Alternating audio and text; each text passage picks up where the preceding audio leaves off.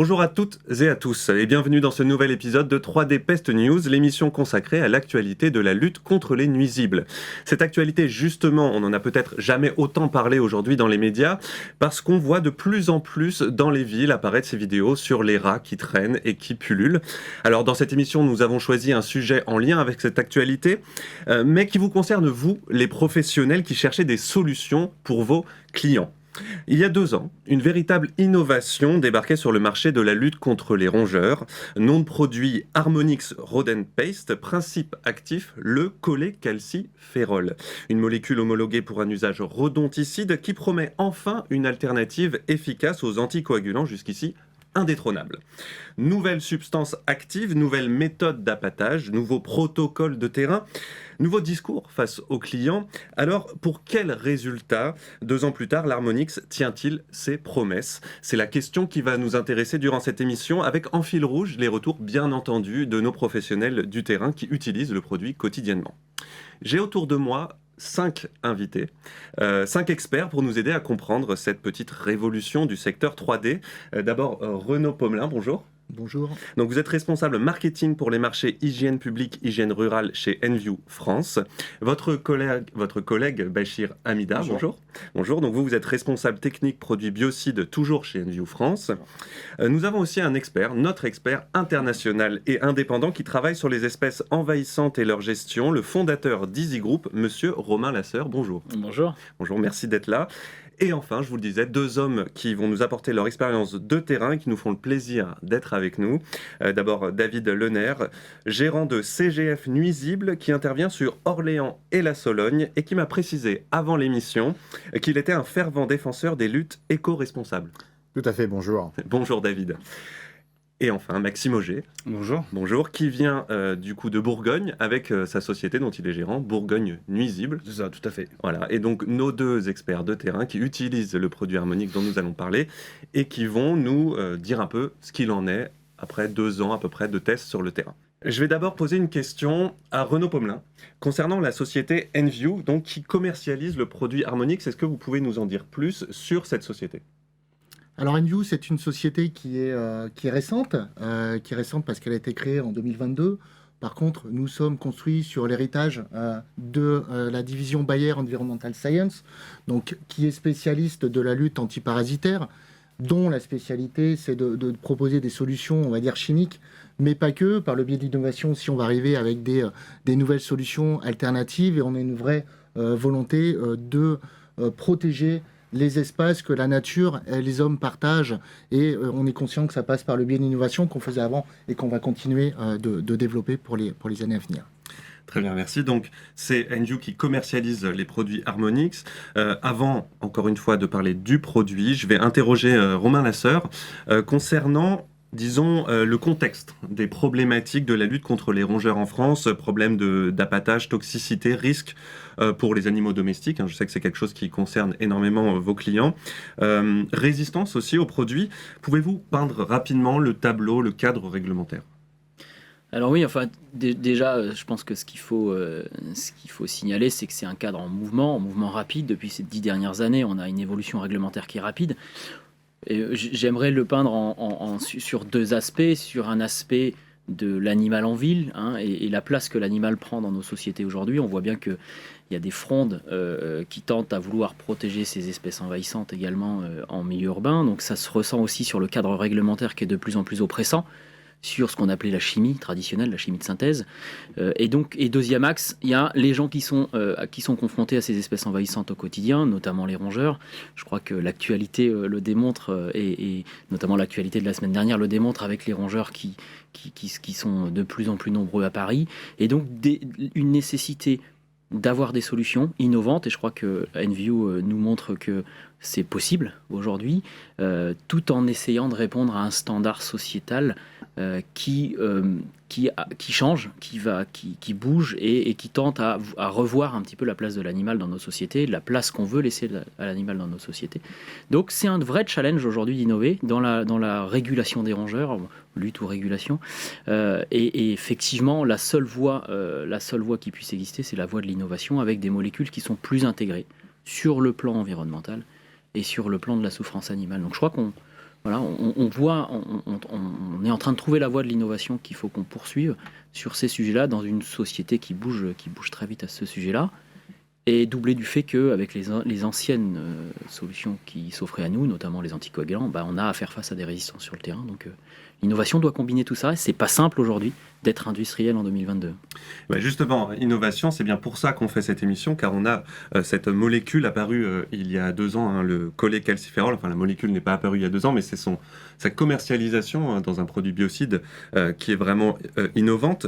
Bachir Hamida, je me tourne vers vous parce que vous êtes responsable technique des produits biocides chez Enview.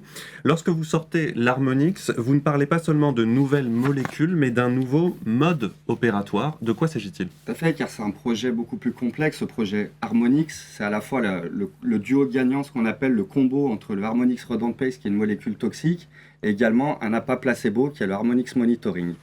On verra un peu plus en détail comment fonctionnent ces 2 produits, mais c'est à la fois...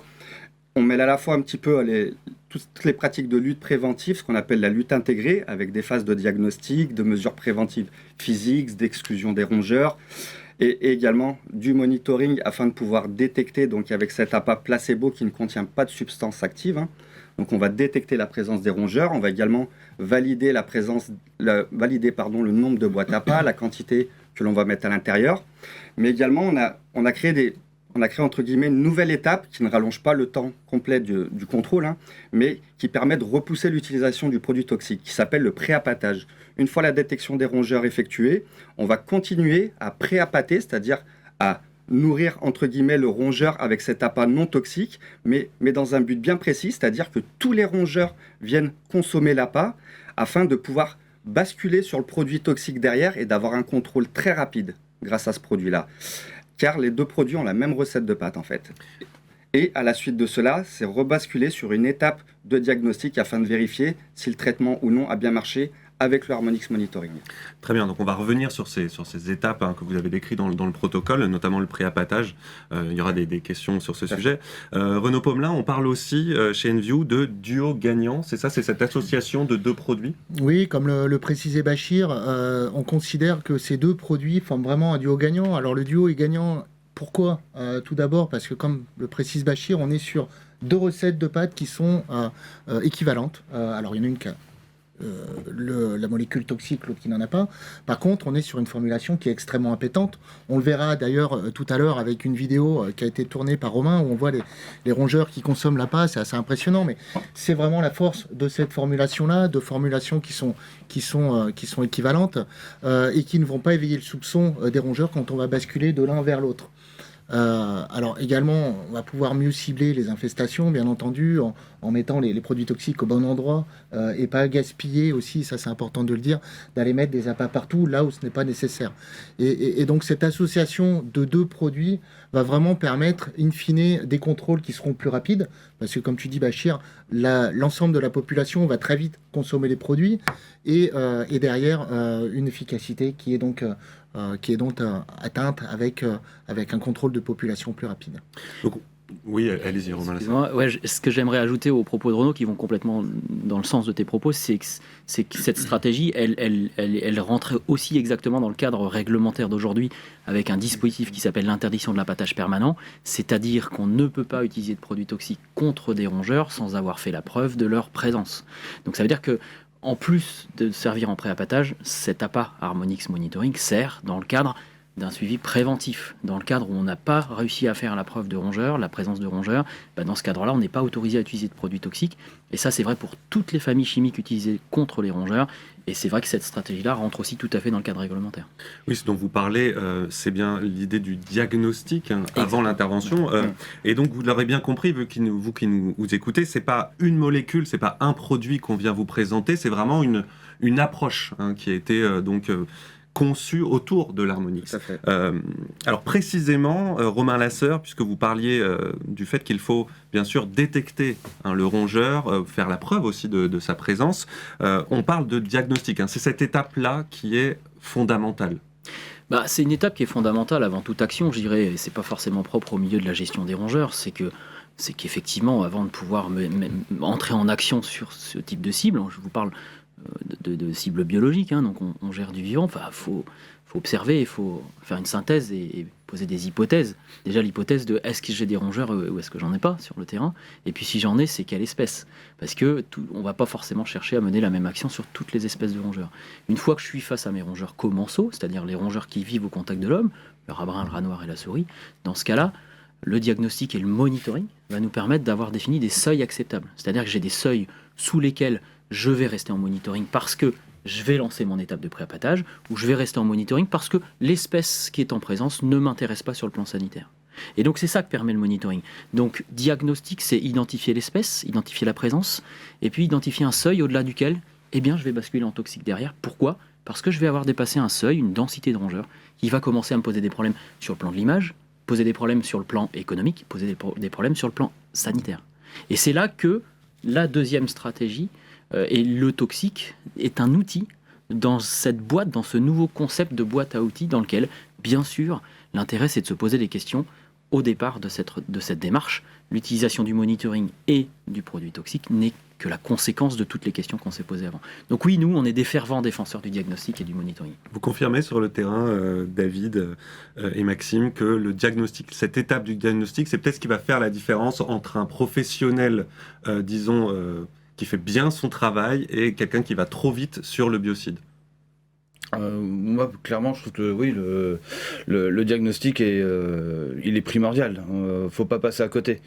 C'est ce qui va faire qu'on va détecter la présence de rongeurs, par où ils passent, quelles sont ces voies d'accès, et c'est grâce à ce diagnostic qu'on va réussir à cibler exactement les endroits où on va aller appâter finalement. Donc, si on passe à côté du diagnostic, pour moi, on passe à côté du traitement. David ? Ouais, tout à fait, c'est la base de notre métier. De toute façon, on ne peut pas intervenir sans diagnostiquer avant. On ne sait pas quelle est la population, on ne sait pas quelle est la présence, forte ou faible pression. Donc le diagnostic va nous permettre de mettre en adéquation le produit qu'on a besoin, alors surtout la quantité, par rapport à le mammifère qu'on a en face de nous. Et tu nous disais juste avant l'émission, Maxime, que cette phase de diagnostic, c'est un petit peu un jeu en tant que PCO, d'aller chercher, d'aller fouiner, d'aller faire ce rôle-là. C'est le petit plaisir, c'est la petite partie complètement amusante. Parce que on suit les pistes, on arrive à retracer d'où il vient, jusqu'où il remonte dans une habitation, une usine, peu importe. On arrive vraiment à le tracer, et c'est en le traçant qu'on arrive à faire les meilleurs traitements. Parce que sinon, on traite dans le vide et on sait pas ce qu'on fait au final. C'est le rôle du détective finalement, de savoir à qui il a affaire. Je crois que c'est l'essence même de notre métier. Et aujourd'hui, la passion, elle s'exerce davantage sur les premières étapes de découverte du chantier que de la résolution de la problématique. Quand on est passionné, on s'oriente plutôt vers le diagnostic, vers le monitoring. Quand on n'est pas passionné, on passe tout de suite au biocide. Oui. Donc ça fait la différence entre deux grands mondes. C'est exactement ça. C'est réellement la partie intéressante de notre métier, c'est d'aller chercher l'endroit et être plus malin que ces rats qui sont déjà malins. Très très malins. Donc c'est là où ça devient intéressant. Voilà. Oui, c'est intéressant parce que ça change aussi l'image qu'on peut avoir traditionnellement du métier, qui s'intéresse au côté justement biocide, au côté on va tuer l'animal. Alors en fait, le gros du métier, c'est l'enquête de terrain. Et plus largement encore que l'enquête de terrain, on a cette notion, Romain Lasseur, toujours importante, de lutte intégrée. Ça veut dire qu'on n'est pas juste sur l'idée de tuer l'animal, mais qu'on est dans tout un processus. Ouais, alors il y a deux axes. Il y a un axe stratégique, c'est-à-dire nous, on a plutôt tendance à considérer que notre métier passe du pest control au pest management. On n'est pas des gestionnaires de rats, on est des gestionnaires du risque.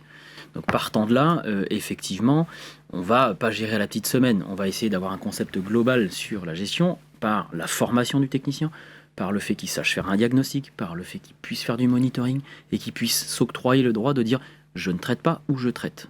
Et là vont venir les solutions biocides dans un second temps. Et puis, il y a une question sémantique aussi. Aujourd'hui, on n'est plus à l'ère de tuer, à l'ère de faire souffrir, on est à l'ère de réguler, de maintenir sous pression. Et donc ça, c'est des mots importants à la fois sur le plan sémantique et sur le plan stratégique, dans la mesure où on voit bien que ceux qui s'en sortent sur le terrain, et là on en a deux beaux exemplaires, et bien c'est les gens qui réfléchissent. Et quand on réfléchit, on fait du diagnostic. Quand on fait du diagnostic, on cherche à aller un petit peu plus loin, à caractériser, à qualifier le rongeur qui est en place. C'est-à-dire qu'on va faire du monitoring et on va se laisser la liberté d'opérer, d'intervenir avec du produit toxique au moment où on l'aura jugé le plus nécessaire. Mais c'est souvent une étape qui va durer très peu de temps, hein. Ils nous le diront tout à l'heure, mais c'est des étapes qui vont durer 1 semaine, 2 semaines grand maximum, sur la vie, sur une année de vie sur un site. Donc finalement, le produit biocide, il a sa place dans une chaîne de valeur et dans une chaîne de décision qui est bien plus large que simplement mettre un truc dans une boîte. Non, et puis il y a cette phase de diagnostic, et puis aussi toutes les actions que vous allez pouvoir mettre en œuvre, les mesures de prophylaxie, tout ce qui est vraiment les mesures de bonne pratique que doit mettre en place un gestionnaire de site ou autre pour s'assurer que les rongeurs ne viennent pas sur site et empêcher l'accès à la nourriture. Le retrait des poubelles, on sait que ça parle du proofing aussi. tout ce qui est proofing, etc. Peut-être que, nous, aujourd'hui, on est réellement des techniciens experts, on n'est plus des poseurs de boîtes comme on avait la sale réputation il y a quelques années. On est là réellement pour faire un diagnostic de la situation actuelle par rapport à comment ça s'est passé. Comme pourquoi aujourd'hui il y a des rats aujourd'hui sur un site, il n'y en avait pas il y a 15 jours, il n'y en a pas il y a 3 semaines. Comment ça s'est passé, comment c'est rentré et comment pouvoir lutter pour pouvoir gérer ces rats et éviter qu'ils ne réinfestent le lieu où on a... Ouais, c'est remonter la problématique et trouver pourquoi il y a le problème, pourquoi les rats sont venus.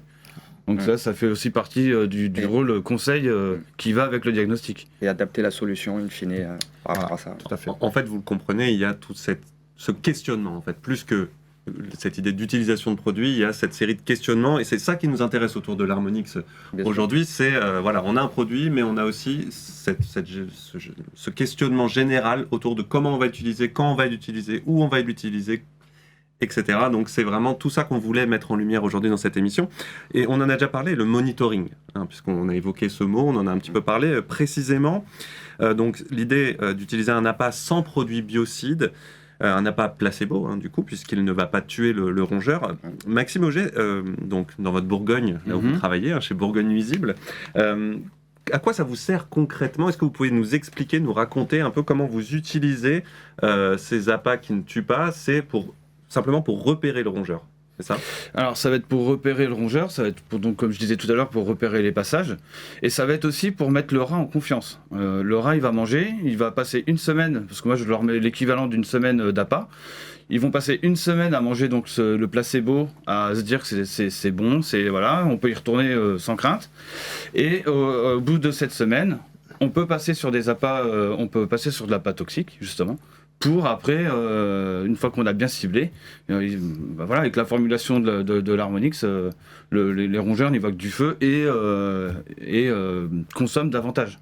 Ça, Bachir Hamida, c'est le pré-appâtage aussi. C'est un peu ce que tu mentionnes, c'est comment passer de cette étape de monitoring à cette étape de pré-appâtage finalement. Et quel est l'intérêt de cette étape de pré-appâtage? Je le disais tout à l'heure en préambule, c'est vraiment de repousser l'utilisation du produit toxique, car on l'a mentionné aussi, les rongeurs sont très malins.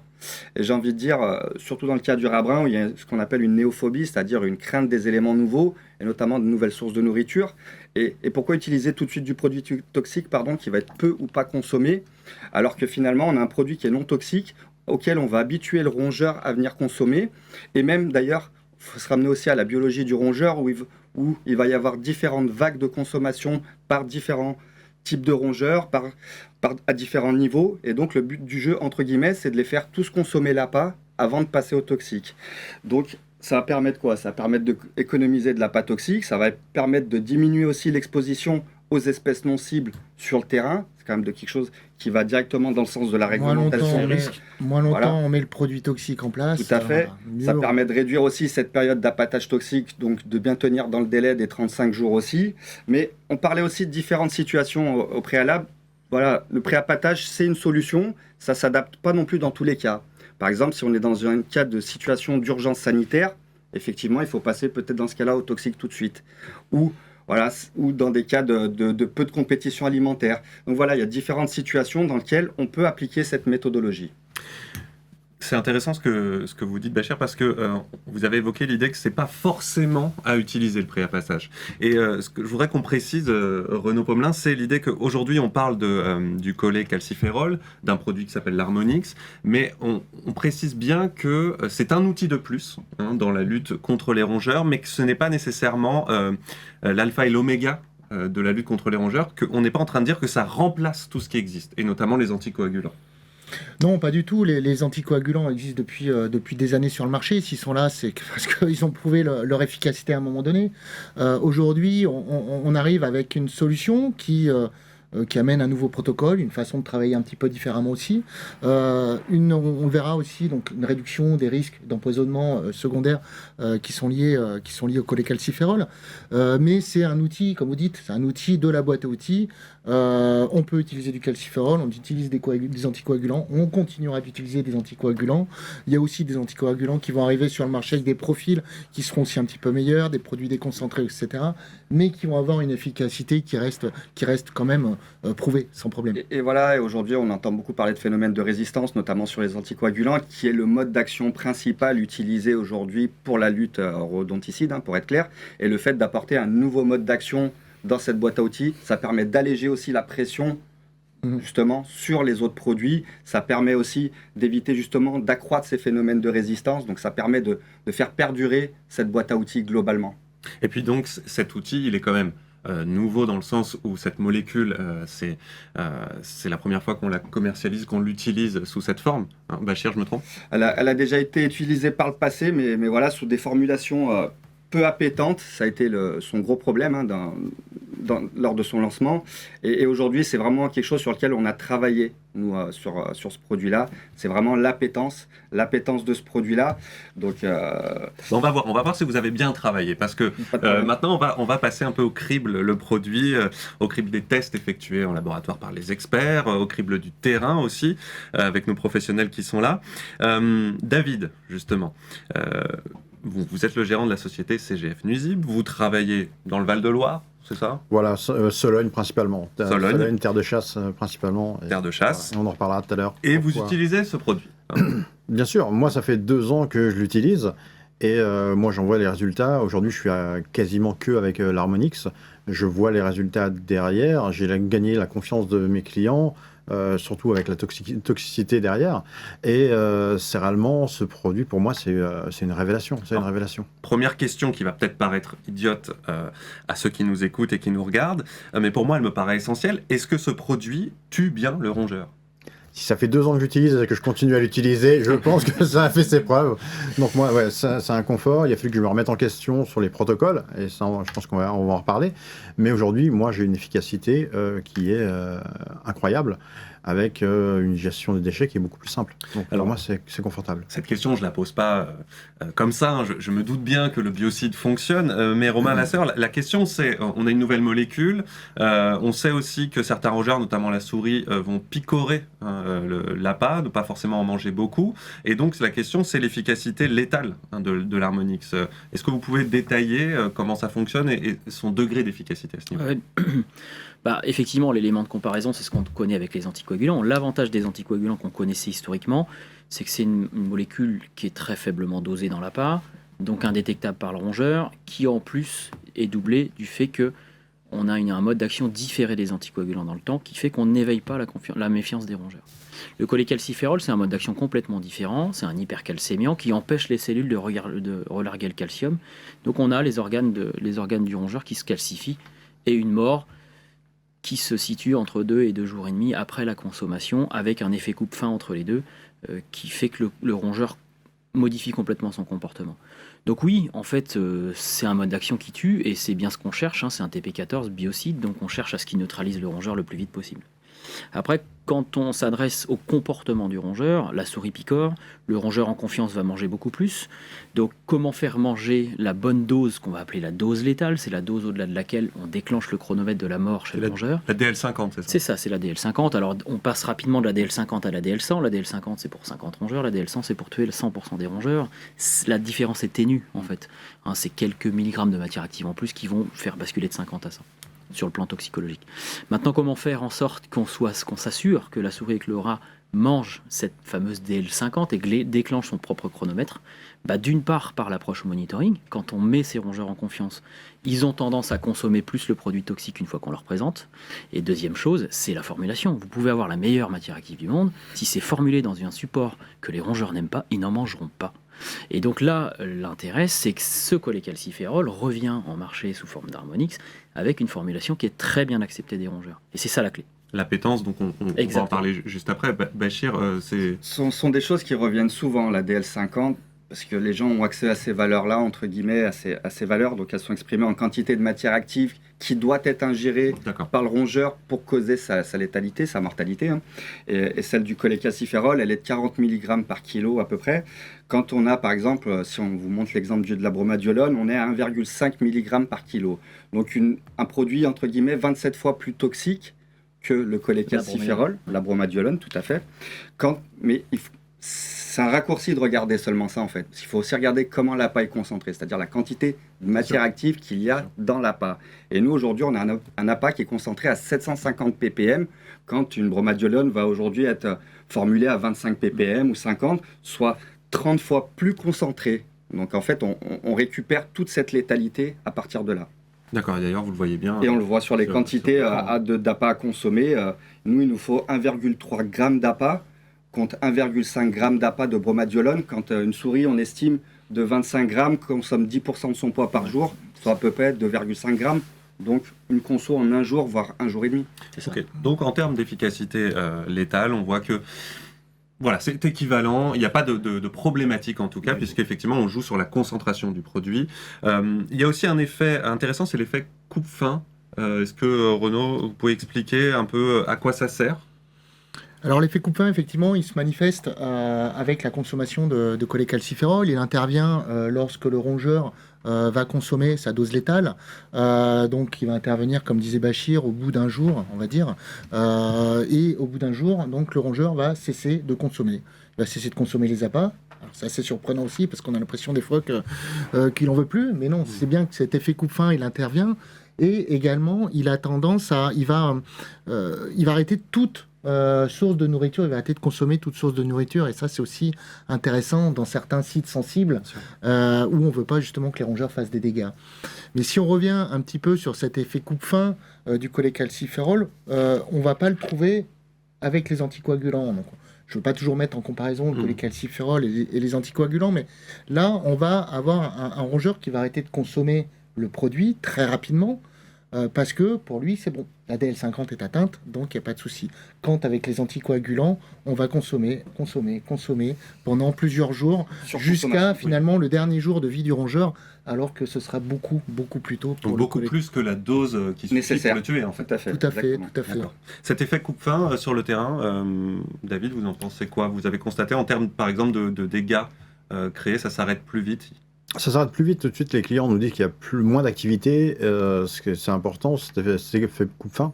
Et ce qui est important, donc je disais que je suis en Sologne, donc territoire de chasse, où on a beaucoup de gibier et beaucoup de chiens. Et cet effet coupe-fin, ce qui veut dire qu'une fois qu'il a absorbé la dose létale, il arrête de se nourrir, contrairement aux anticoagulants. Et avec le problème de l'anticoagulant, c'est-à-dire qu'un rat qui est à quelques minutes ou quelques heures de mourir va être beaucoup moins vif, va se balader et va être une proie facile pour tout ce qui va être chien, tout ce qui va être gibier. Moi, j'ai des clients qui ont une 50aine de chiens de chasse. Il ne faudrait pas qu'ils mangent un rat contaminé. Donc voilà, c'est vraiment ça, cette partie qui rassure mes clients. Et cet effet coup de fin arrête tout de suite la consommation d'autres produits, les dégâts qu'ils pourraient faire derrière. Pour moi, ça fait partie des révolutions de ChangeView. Donc on verra aussi, donc ça a un effet aussi sur la toxicité pour les animaux domestiques ou les autres animaux, et on verra ça dans la prochaine partie, mais effectivement cet effet coupe-fin a un lien avec cette potentielle toxicité pour l'environnement. Alors on parle de coupe-fin, on parle de toxicité d'un produit qu'on mange, mais effectivement pour tous les appâts biocides, il faut d'abord que le rongeur le mange, hein, c'est mieux. Non ? Tout à fait. Oui. Le problème, c'est qu'il y a souvent d'autres sources de nourriture sur le terrain, hein, qu'il y a donc de la concurrence alimentaire, notamment des poubelles, hein, c'est ce à quoi on pense plus généralement. Il y a aussi sur des terrains plus agricoles peut-être la présence de blé dans des silos. Comment faire, Bachir, pour que le rat, le rongeur, ait envie de manger l'Harmonix plutôt que ce qu'il y a autour de lui. Comment vous avez réussi à le rendre appétant, ce produit? Aujourd'hui, déjà, on entend parler des fois d'appétence du cholécalciférol sur le terrain. On est un Oui. petit peu là aussi pour rétablir certaines contre-vérités. Oui. La cholécalciférol est la substance active. On voit bien, c'est 15 mg dans un sachet versus 20 grammes de l'appât complet. C'est pas ça qui va te donner l'appétence du produit. C'est Voilà. pas bon à manger, le C'est- cholécalciférol. C'est tout le reste, voilà. Ça, c'est la substance active. Donc voilà. Donc après aussi, il faut se ramener à quel type d'appât nous avons. Cet appât-là, c'est une pâte. Aujourd'hui, la pâte, c'est le meilleur compromis entre l'appétence, la fiabilité, la stabilité et la sécurité du produit. C'est le meilleur compromis. Et à partir de là, il y a également la recette de la pâte. Et c'est une recette qui a été énormément travaillée, qui a évolué au fur et à mesure des différents appâts qui ont été commercialisés par Enview. Et donc voilà, c'est une recette qui est à base d'huile végétale, de céréales, de sucre et qui est juste très appétante sur Bah, le j'en terrain. veux, moi j'en veux tout de suite. Ça me donne faim. Et non, On en rediscutera. Maxime, en termes d'appétence sur le terrain, vous avez constaté la même chose, c'est-à-dire que les rongeurs veulent manger de cet appât. Ouais, même en milieu très concurrentiel, franchement, les rongeurs mangent l'appât. Hein. Moi, j'ai rarement constaté d'échec à ce niveau-là. D'accord. Ok, très bien. Et ben, donc, oui, Bachir. Disons ce qui est très important aujourd'hui, c'est surtout comment dire. Là, on va voir vraiment l'appétence, c'est vraiment dans les situations de compétition alimentaire, en fait. Et c'est des situations qu'on peut retrouver aussi bien dans des décharges, dans des déchetteries, dans des supermarchés, et surtout en hygiène rurale, en fait, dans les fermes. Et on a fait de nombreux essais, que ce soit avec les équipes de Romain, où il y avait énormément de grains à disposition. Nous-mêmes, on a fait des essais avec des retours d'expérience clients, dans des silos, avec des graines disponibles. Vous avez certainement des exemples un petit peu sur ce sujet-là, peut-être. Ouais, j'ai un exemple où j'avais des silos à grains dans un domaine. Et donc, les rats étaient habitués à manger ces grains en permanence. Bien sûr, j'ai aidé mon client à gérer ses grains pour qu'il y en ait moins disponibles, mais il y en a forcément toujours disponibles. Et à partir du moment où je suis passé sur Harmonix, j'ai changé leurs habitudes. Ce que je pensais réellement très, très compliqué. J'ai réussi à changer leurs habitudes avec cette phase de pré-appâtage, où ils ont mangé mon pré-appâtage. Et derrière, j'ai pu passer sur du toxique. Et là, ça a été très très vite pour pouvoir gérer cette situation qui était ubuesque et dont le client n'imagine même pas qu'on allait réussir à s'en sortir. Oui, concurrencer le grain Oui, qui, a non, priori, c'est ça. effectivement, on se dit, le Ouais. rat, il a tout ce qu'il lui faut, pourquoi il irait manger autre chose? Et il avait pris l'habitude surtout de le consommer, Oui, c'est ça le c'était problème. rentré dans ses habitudes. On a eu énormément de retours de ce type-là en 2 ans et on en est très fiers avec Renault, nous-mêmes encore une fois dans des essais où on avait posé des appâts dans des boîtes à pas avec énormément de Des compétition. boîtes à pas neuves. Des boîtes à pas neuves en plus, avec Ouais. énormément de compétition alimentaire. Et on avait dit il faut venir relever ces boîtes dans 2 jours. L'applicateur nous dit non, je vais pas revenir dans 2 jours, c'est beaucoup trop tôt. On lui a dit viens quand même vérifier. Il y a des grandes chances que les boîtes aient été consommées. Effectivement, elles étaient déjà consommées 2 jours après. Donc voilà, c'est des choses qui ont été retrouvées un peu de partout. Alors, autre question essentielle, on a vu l'appétence, et on en a déjà un peu parlé avec David, c'est celle du risque d'empoisonnement. Hein. Peut-être qu'on peut Oui, enchaîner Renaud. sur la vidéo de Romain qui relaie très bien cette notion d'attractivité de l'appât. Et je rebondis sur un de tes mots, Renaud, une boîte neuve. Effectivement, pourquoi les boîtes neuves posent régulièrement des problèmes sur le terrain? C'est un beau plastique, on est content, on est fier pour le client de mettre une belle boîte.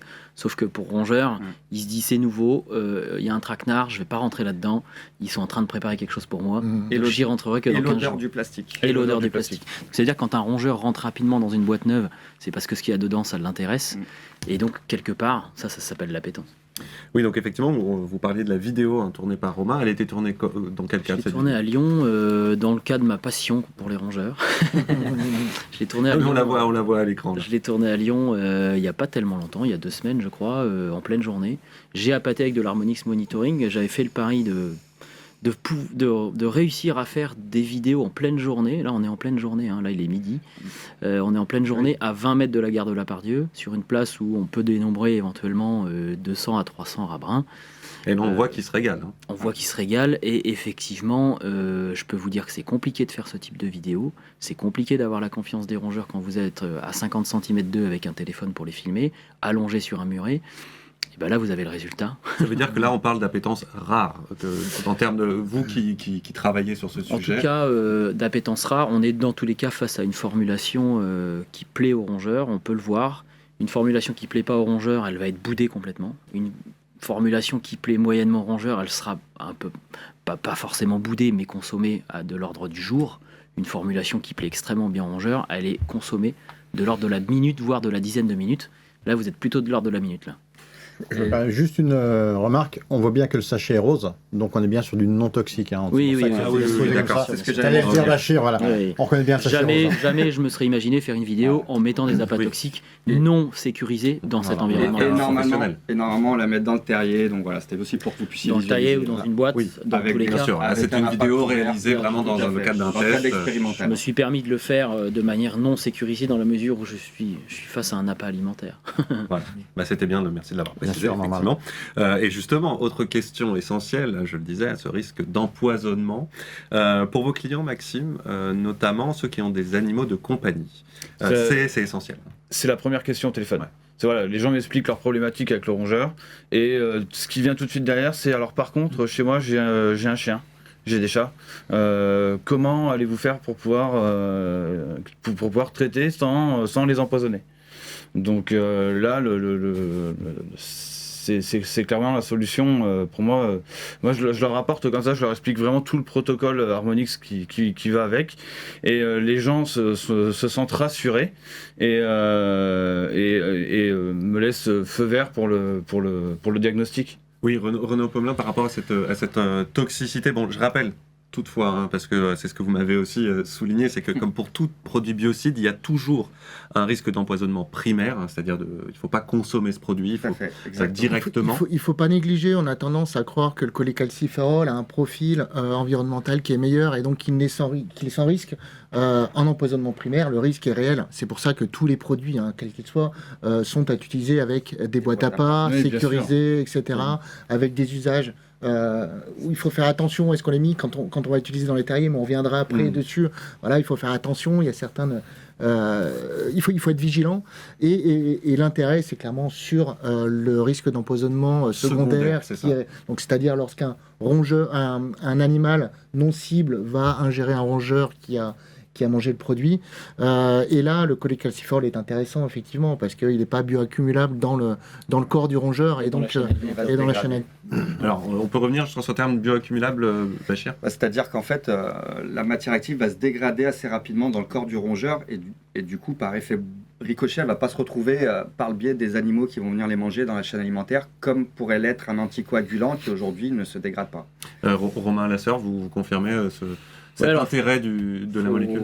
Ouais, déjà, je reviens à la notion d'intoxication primaire versus secondaire. L'intoxication primaire, je consomme l'appât et je succombe à mes symptômes. Intoxication secondaire, je vais consommer un rongeur qui, au préalable, avait consommé cet appât. Donc, effectivement, ce qui a, je dirais, rendu le dossier des anticoagulants un peu lourd, c'est cette capacité des anticoagulants à se stocker dans le foie du rongeur, puis dans le foie des futurs prédateurs qui vont le consommer. Ce qu'on appelle la potentiation dans la chaîne alimentaire. Et ça, c'est un anticoagulant bien utilisé et safe, un anticoagulant qui part dans la chaîne alimentaire, on ne le contrôle plus. L'intérêt du cholécalciférol aujourd'hui, c'est ce qu'explique Bachir, c'est sa biodégradation dans l'organisme et c'est de toute façon sa concentration dans le rongeur incompatible avec l'intoxication de celui qui voudrait le consommer. Et c'est ça en fait la révolution. Alors ça, c'est vraiment lié au mode d'action. Au mode d'action du cholécalciférol. Donc une bonne formulation bien consommée par les rongeurs, une utilisation sécuritaire qui fait qu'on n'expose que le rongeur et pas les animaux domestiques. Si on expose un chien, il va succomber à ses blessures. Maintenant, c'est là où on fait le lien entre une bonne appétence, une bonne matière active qui ne génère pas d'intoxication secondaire et un technicien formé pour l'utiliser. Une bonne application et tout un protocole. Oui, David. Je vais revenir là-dessus, moi, intoxication secondaire. Moi, je suis en Sologne, donc territoire de chasse, et j'explique à mes clients régulièrement que le rat qui va être pris d'anticoagulant à haute dose, c'est peut-être le sanglier qui va le manger, et que c'est peut-être mon client final qui va manger le sanglier dans lequel il y aura de l'anticoagulant. Et donc c'est quand même grave pour eux-mêmes. Donc, et c'est là qu'ils se rendent compte, non, il y a quand même une révolution, il y a quand même de nouvelles choses. Oui, et puis je rajoutais, même si en étant un bon technicien, on n'est pas tous les jours sur site, c'est pas la façon de travailler, donc on va revenir 3 jours, 4 jours, une semaine après, il y aura potentiellement la présence de rongeurs morts dans des zones potentiellement urbaines où il y a des animaux domestiques, où il y a des oiseaux qui vont venir. Donc ce risque, on ne peut pas toujours le maîtriser. C'est pour ça qu'avec ce type de produit, on peut on peut mesurer, on peut maîtriser ce risque-là. Et vous l'avez bien compris, le fait que l'intoxication secondaire, elle soit en tout cas rendue plus compliquée par cette molécule, Maxime nous l'a bien dit, et David confirme, en termes d'arguments aussi face au client pour lui faire comprendre l'intérêt du produit, c'est quelque chose qui marque les esprits, bien sûr, quelque chose un discours qui est facilement entendable. Bien sûr, ça rassure obligatoirement la clientèle de savoir que le risque est beaucoup plus modéré de cette façon. Et il y a aussi un avantage de l'Harmonix, Renaud, c'est qu'il est homologué pour être utilisé dans les terriers. Oui, alors cet usage, parce qu'on parle d'un usage qui est inscrit dans les avis d'homologation qui sont publiés lorsque le produit est autorisé à la vente. On précise bien les différents usages. Et donc ce produit a un usage terrier qui est donc bien mentionné et qui est encadré aussi, qui est mentionné dans les décisions Bachir et qui est encadré parce qu'on peut pas, c'est pas parce qu'il y a un usage terrier qu'on peut faire n'importe quoi. Il y a des précautions particulières à faire. Il y a tout à fait, il y a des recommandations à suivre. Donc la première, c'est de bien couvrir les terriers une fois qu'on a placé l'appât, éviter qu'ils soient visibles. Un appât visible, ça veut dire que n'importe qui peut le prendre, et notamment les espèces non cibles. Et on veut surtout éviter ce risque, comme on le disait, d'empoisonnement primaire. Alors, quand on parle d'un usage terrier, ça signifie qu'on n'est pas obligé de disposer l'appât dans un poste d'appâtage. On peut utiliser l'appât directement en le mettant dans les terriers constatés du rat brun. Par contre, la nécessité, c'est de recouvrir de manière à ce que cet appât non sécurisé dans un poste d'appâtage reste accessible uniquement au rat brun qui est dans le terrier. Et bien dans certaines situations, c'est souvent le seul moyen d'en finir avec des grosses infestations, l'appâtage terrier. Donc c'est vraiment quelque chose, c'est vraiment un outil supplémentaire presque. Et puis tu vas aller traiter là. On est au cœur. Tu traites là où tu as le principal indice de présence de la population et là où elle est établie. Oui, Maxime, vous disiez, c'est l'idée d'aller au cœur de l'infestation. On est au cœur du problème, complètement. Le rat rentre au terrier, on lui met la source alimentaire directement chez lui. Donc il n'a pas besoin de se mettre en danger et de sortir, il peut manger directement dans la galerie. On est dans du Uber Eats à domicile. Là. C'est ça, tout à fait. On va à l'encontre de la néophobie qu'ils peuvent avoir, que le rat peut avoir. Le rat, c'est que s'il sort, il s'expose, il se met en danger. Donc là, voilà, on lui amène chez lui, donc tout va bien. Ouais, c'est vrai, Maxime, ce que tu soulignes, c'est le monde extérieur et le monde de la surface pour un rongeur, c'est un monde de risque. Qu'est-ce qu'il risque ? La prédation par les autres espèces.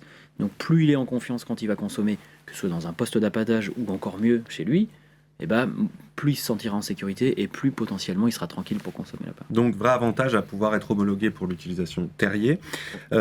Nouvelle question sensible autour de tout produit biocide, c'est la notion de résistance aux produits. Parce qu'on sait que les rongeurs peuvent développer des résistances aux produits et donc rendre le produit moins efficace, voire inefficace. Qu'est-ce qu'il en sera avec le cholécalciférol, Bachir ? Est-ce qu'on a des idées de comment ça peut évoluer ? Aujourd'hui, déjà, il n'y a pas de résistance existante à ce produit-là et d'une manière générale, j'ai envie de dire, de par son mode d'action délétère, peu de chances d'en voir apparaître. C'est-à-dire ? C'est-à-dire qu'en fait, par rapport à son mode d'action hypercalcémiant, comme le précisait bien tout à l'heure Romain, en fait, il ne pourra pas à un moment donné développer des résistances génétiques comme on peut arriver sur des anticoagulants. D'accord. Romain Lasserre, vous pouvez nous expliquer un peu les... Ouais, alors effectivement, je connais bien la résistance des anticoagulants, j'ai fait mon doctorat dessus, donc je vois bien à peu près de quoi on n'a pas le temps pour le doctorat. La résistance aux anticoagulants, c'est une résistance génétique.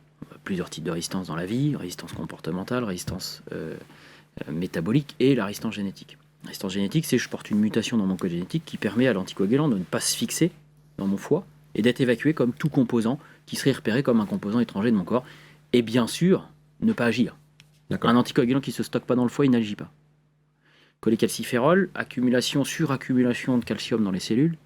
On ne voit pas quel pourrait être le mécanisme de résistance qui puisse contourner cette hypercalcémie et cette hypercalcification des organes, en fait. Donc, a priori, dans la nature, on a tout dans la nature, attention, n'excluons pas ça. Mais il y a très très peu de chances que ça puisse arriver. Ok, très bien. Si je résume, on a un produit innovant, efficace, moins dangereux, sans doute, à partir d'intoxication secondaire. Chainview, est-ce qu'on parle de produit miracle, Renaud ? Alors, je n'utilise pas le terme produit miracle parce que, comme je vous disais tout à l'heure, on est sur un outil de la boîte à outils qui a montré des avantages, qui fait partie de la palette du technicien.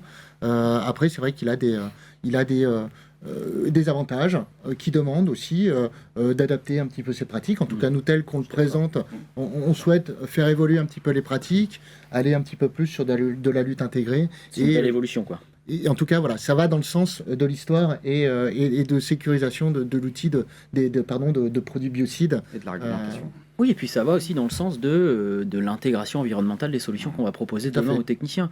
On ne peut plus se satisfaire de dire on crée l'intoxication primaire, on crée l'intoxication secondaire, on a des molécules qui ne sont pas contrôlables dans la chaîne alimentaire.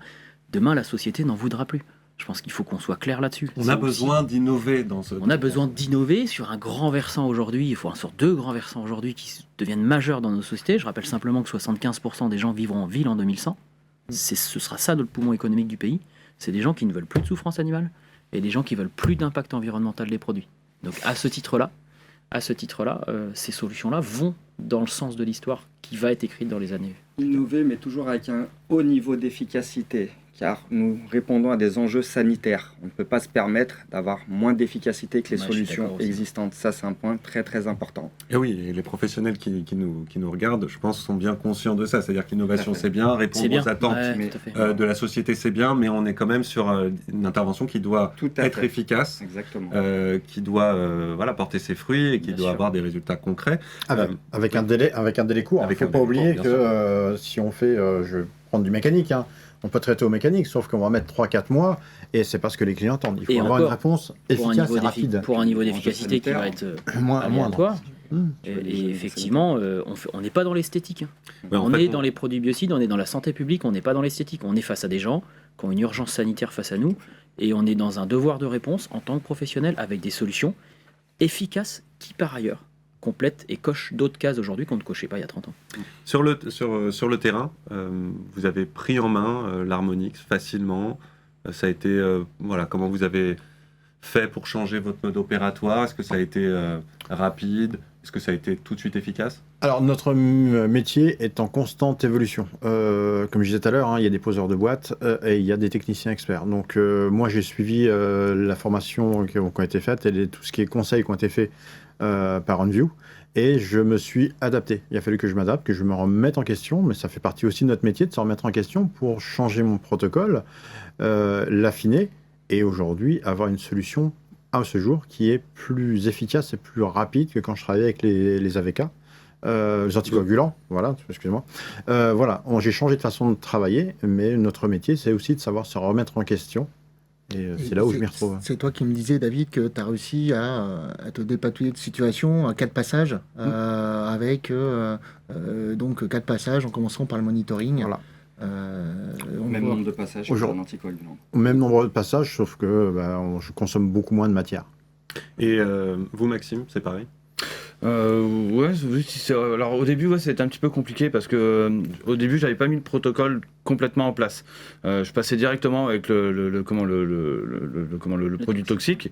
Et finalement, parce que c'était quand même assez compliqué de se mettre en tête de nourrir les rongeurs pendant une semaine. C'est exactement Voilà, ça peut faire un peu bizarre. Et faire accepter ça à son client, c'est Et bonjour, je vais venir nourrir vos rats. Ouais, vous nourrissez les rats. À la semaine c'est prochaine. quelque chose qui peut être compliqué à entendre. Et finalement, j'y suis venu et c'est vrai que les résultats sont tout de suite au rendez-vous. Et en fin de compte, après, hormis ce délai, après ça va très très vite. Et du coup, même, vous avez pu construire ce discours pour faire comprendre aux clients la nécessité de pré-appâtage. Bien sûr. Bien sûr, et les gens l'entendent très bien. À partir du moment où on l'a bien accepté, où on l'explique bien aux gens, ça passe. Et là, on parle d'intervention pompier, mais quand on est sur du monitoring permanent, moi j'aime bien dire, on bascule de l'appâtage non permanent à du monitoring permanent. Et quand on va travailler des sites avec de l'appât monitoring qui sera en place, on va dire toute l'année, on va facilement basculer de l'un vers l'autre si on utilise du Harmonix Monitoring à ce moment-là. Mais Renaud, c'est bien important de faire comprendre à ceux qui vont utiliser ce produit, justement, comme disait Maxime, qu'il n'a pas tout de suite forcément appliqué le bon protocole. Ça, c'est aussi quelque chose qui vous tient à cœur, de faire comprendre l'utilisation de l'Harmonix. Oui, c'est important parce que, comme on dit, on est sur un nouvel outil donc, qui demande un changement des pratiques et, comme je disais tout à l'heure, qui va dans le bon sens aussi parce qu'on arrive avec des résultats qui seront peut-être plus rapides et en tout cas pas une garantie, parce qu'il n'y a pas de garantie de résultat. On travaille avec du vivant, c'est important de le rappeler. Il se peut que ça marche pas, mais d'une façon générale, les protocoles, quand il est appliqué, a montré des résultats qui étaient assez récurrents, quoi. Et c'est aussi pour ça qu'on vous fait cette émission, hein, que vous pouvez avoir toutes ces informations, parce qu'on estime que c'est bien de parler des nouveaux produits, mais c'est important de donner tout le contexte, de donner les retours d'expérience, de donner les petites ficelles pour bien l'utiliser, ce produit, pour qu'il développe toute son efficacité, hein, Bachir. C'est le but de satisfaire nos clients également, je veux dire, dans un premier temps, et c'est le but aussi quand on développe une belle innovation, qu'elle donne satisfaction au end-user, c'est-à-dire au client final, et également à nos clients applicateurs. C'est bien parce que vous avez apporté un peu d'anglais, hein, dans cette émission. À petite dose. Avant de nous quitter, il reste une question. La question, je suis sûr que vous la posez, vous qui nous regardez. Et à votre avis, Romain, la question qui manque là. On a parlé du produit, de l'efficacité, les professionnels. Alors, je suis probablement pas la personne à pouvoir répondre à cette question, c'est le prix. Eh oui, le prix, bien sûr. Eh oui, on sait bien que ça vous concerne. Ça fait partie de la problématique face aux produits qu'on utilise lorsqu'on est un professionnel. Alors, à l'achat, Renault, l'Harmonix, il peut paraître plus cher. Il y a cette impression. C'est pas une impression, on va pas le nier. Le produit a clairement un prix facial qui est plus élevé qu'un produit anticoagulant. Par contre, en fin de compte. Par contre, ce prix facial, il va être compensé dans la mise en place du protocole. Il va être compensé parce que déjà on va utiliser moins de produits toxiques qu'auparavant. On va utiliser du monitoring. Le monitoring, il est moins cher que le produit toxique. Et puis également, donc, on a cet effet coupe-fin qu'on a mentionné tout à l'heure, qui va permettre de beaucoup moins consommer de produits que lorsqu'on utilise un anticoagulant. C'est assez important, cette réduction. On va le retrouver dans la phase de regarnissage. Quand on va revenir, on a déjà la première vague qui a déjà consommé dans les boîtes, et on estime à peu près à 50%, Bachir, c'est ça. Et derrière, c'est presque fini. Hein. Quand on a vu tout à l'heure le protocole à 4 passages, en 2 passages, sur des interventions, sur des infestations petites à moyennes, c'est plié déjà, quoi, en fait. Hein. Oui, on voyait bien sur le graphique, hein, tout à fait. Quand avec un anticoagulant, on continue à remplir les boîtes à pleine dose, hein, ce que tu nous disais, David. Puis au-delà de ça, dès le premier passage, quand on passe sur les anticoagulants, on mettait de l'anticoagulant dans toutes les boîtes, et on forçait de constater, c'est que certaines boîtes n'avaient pas été consommées. Là, on est sur du monitoring. C'est-à-dire qu'on va avoir du monitoring qui va être mis en place, et ça va pouvoir, et ça fait partie de notre diagnostic, adapter le remplissage des boîtes par rapport à ce qui a été consommé. Ce qui veut dire qu'on va créer beaucoup moins de déchets. Alors si, on va faire du déchet de produits monitoring, donc pas de matière active, et par contre, en produit létal, on va faire beaucoup moins de déchets. Donc d'un autre côté environnemental, et ça j'en parlais tout à l'heure, on l'a précisé tout à l'heure, on va créer beaucoup moins de déchets. Pour moi, c'est important de créer le moins de déchets possible, parce que c'est nous qui gérons nos déchets derrière. Donc on va créer beaucoup moins de déchets toxiques derrière. On a un coût de traitement équivalent finalement à un coût de traitement anticoagulant. Et là, on n'a même pas tenu compte des dégâts en moins sur les infrastructures, les dégâts électriques. Enfin, voilà, évidemment, on ne l'a pas estimé. Ouais, puis je crois que l'outil monitoring, il permet aussi de réaliser ce que David souligne là, c'est une cartographie du site. Quoi. Où est-ce que je vais passer en toxique? Il y a peut-être des zones dans lesquelles j'ai pas du tout de conso de monitoring. Je vais pas passer en toxique, parce que visiblement c'est une zone qui est pas fréquentée. C'est ça, et quitte à gâcher, quitte à faire un petit peu de surplus, vaut mieux gâcher un petit peu de placebo, bien sûr, que de gâcher du toxique. Mais clairement. Vous, Maxime, si on reste sur le coup, en termes de portefeuille, vous y retrouvez? Oui, je m'y retrouve. Alors, une bonne dératisation, avec un diagnostic qui a été bien mené, ça s'équilibre. Et puis au-delà de ça, j'ai envie de dire aussi, moi je sais que même si, admettons, je perds un petit peu plus en marge sur certaines dératisations, ça peut arriver, pourquoi pas, je gagne en notoriété avec ma clientèle. Parce que si vous voulez, toutes mes dératisations, quand même, depuis que j'utilise l'Harmonix, se passent très très bien. Et ça par contre, ça n'a pas de prix. Je voulais pas le dire, mais ça n'a pas de prix. Je dirais aussi, c'est aussi les convictions qu'on porte en soi, c'est-à-dire quel est le travail qu'on veut faire demain, c'est quoi les valeurs qu'on met dans le sens de son métier, l'impact environnemental qu'on a envie de laisser à nos enfants. Si on veut aller vers toujours un petit peu plus de raisonner, je crois que c'est une très bonne approche. Ça marche au niveau de l'image par rapport aux produits qu'on utilise. et côté efficacité. C'est vraiment les deux grands Puis axes. comme disait Romain, c'est le sens de l'histoire. Hein. Oui, c'est le sens de l'histoire. Je crois qu'il ne faut pas vouloir aller contre l'histoire. Aujourd'hui, on sent bien quelle est la lame de fond sociétale dans laquelle on avance. Plus d'intégration environnementale, une interaction différente à l'animal. Et ben, c'est aussi à nous de nous habituer en termes de formation, en termes de diagnostic, en termes de monitoring et en termes de contrôle. Le contrôle, on voit bien que ça devient une étape, mais ça n'est pas plus qu'une étape aujourd'hui. Hein. Donc, éclatons-nous avec le reste des étapes. On essaye et en 2 ans, ça a porté ses fruits, hein, franchement. Ouais. Ok, eh ben, merci beaucoup. Nous arrivons à la fin de cette émission. J'espère que cette discussion avec nos experts vous a permis de mieux comprendre le fonctionnement de l'Harmonix, comment l'utiliser sur le terrain et surtout de comprendre justement comment on peut se défaire des idées reçues par rapport à un produit, les premières visions qu'on peut avoir, le prix, voilà, on vient d'en parler, ça coûte peut-être plus cher en prix facial, mais pourquoi ça coûte plus cher et qu'est-ce que ça va rapporter derrière? Et on parlait de l'image, vous nous parliez de l'image face au client, et effectivement ça n'a pas de prix, ou en tout cas ça peut avoir un prix marketing qu'il faut sortir par ailleurs. Or la meilleure image, c'est une intervention qui se passe bien, et on voit bien que ce produit sert à ça, à bien travailler sur le terrain, avoir l'image d'un bon professionnel. Donc j'espère qu'on a répondu à toutes les questions que vous, les professionnels, vous posez. Merci beaucoup à tous nos invités, donc à Renaud Pomelin et Bachir Hamida d'avoir été là avec nous. Merci beaucoup. Merci à Romain Lasseur, notre expert international et indépendant. C'est très important. C'est important. Ah bah oui, c'est important. Fondateur d'Easy Group, merci beaucoup pour vos éclairages très précis. Merci pour votre vidéo aussi, hein, du petit rat que vous avez été nourrir à la gare de Lyon. Avec plaisir pour la première phrase et avec passion pour la deuxième. Très bien. David Lenerme, je rappelle votre société, un CGF nuisible. Merci beaucoup d'être venu. Merci beaucoup. Bon retour du côté d'Orléans avec moins de soucis de train peut-être. J'espère. Et enfin, un grand merci également à Maxime Auger. Vous, c'est du côté de la Bourgogne que vous repartez. À Auxerre, exactement. Bourgogne Nuisible, c'est le nom de votre société. C'est ça. Merci beaucoup d'avoir été là. Et puis j'allais oublier, merci à vous tous qui nous avez écoutés, regardés, écoutés. J'espère encore une fois que vous avez appris plein de choses sur le métier, sur le produit, mais sur le métier en général. N'hésitez pas à aller piocher encore de l'information sur le site enview.fr où vous trouverez des fiches techniques, des guides, plein d'autres choses. Vous pouvez également appeler le numéro vert info, hein, le 0800 001 641. C'est gratuit, hein, Renaud. C'est vous qui répondez directement au téléphone? De temps en temps, mais en fait, pas du tout. Donc ce ne sera pas Renaud au téléphone, mais vous aurez quand même plein d'informations. Et encore une fois, c'est un numéro gratuit, 0800 001 641. Pest News 3D, c'est terminé pour aujourd'hui. À bientôt.